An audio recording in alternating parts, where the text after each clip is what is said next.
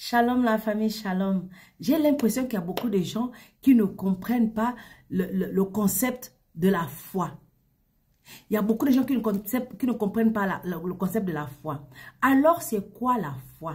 Dans cette vidéo, je vais te montrer c'est quoi la foi. Si jusqu'à présent, tu n'es pas encore abonné, s'il te plaît, abonne-toi pour qu'on puisse grandir et se fortifier ensemble.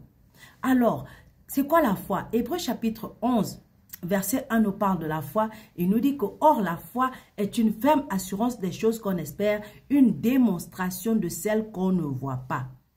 C'est une ferme assurance des choses qu'on espère. Ça veut dire quoi? Ça veut dire que c'est toi ton assurance. Tu as cette certitude que ce que tu espères, ça va venir. Même si je ne le vois pas encore, ça va se réaliser.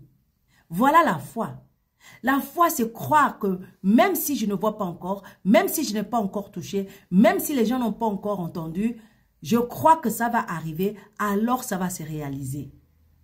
Alors, la foi est en même temps un acte par lequel l'homme s'en remet volontairement à Dieu, le reconnaissant comme fidèle et capable de tenir ses promesses.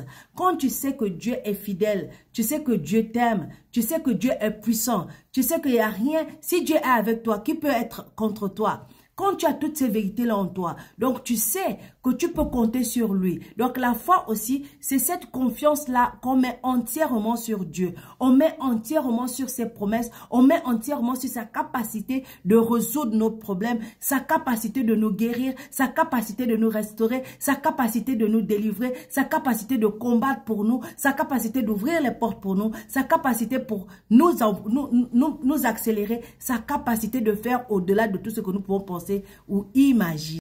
C'est pourquoi Romains chapitre 10 verset 11 dit « Quiconque croit en lui ne sera jamais confus ».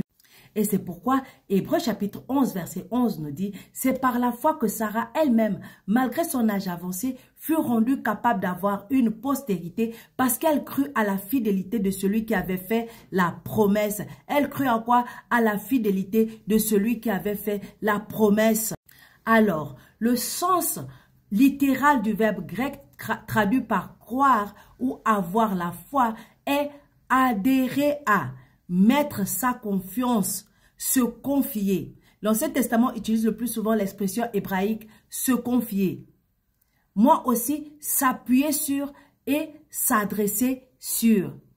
S'appuyer sur et s'attendre à. Se confier, s'adresser, s'appuyer, tout ça là, ça nous ramène où? À Dieu.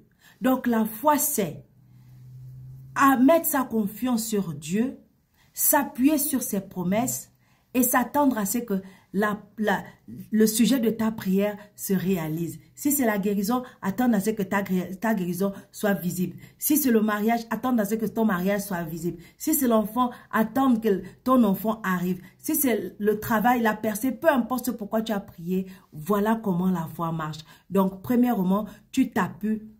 Premièrement, tu te confies à Dieu avec assurance. Deuxièmement, tu t'appuies sur sa parole, sur ses promesses. Et troisièmement, tu t'attends à ce que la promesse se réalise. Voilà la foi. J'espère que tu es béni. Aime comment tu partages pour bénir d'autres. Shalom.